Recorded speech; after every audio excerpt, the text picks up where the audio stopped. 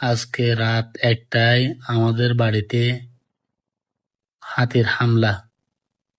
হাতি ২টা আসছে, একটা বড় একটা মিডিয়াম সাইজ।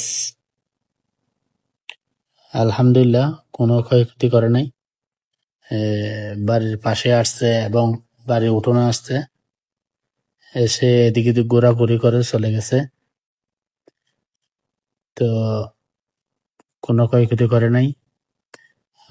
এলাকাবাসী সবাইকে সতর্ক থাকার জন্য অনুরোধ করছি।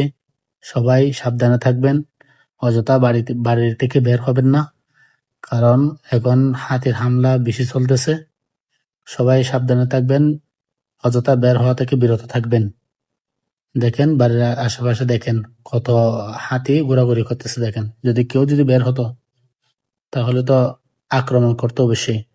তাই সবাইকে সাবধান থাকার জন্য অনুরোধ করছি।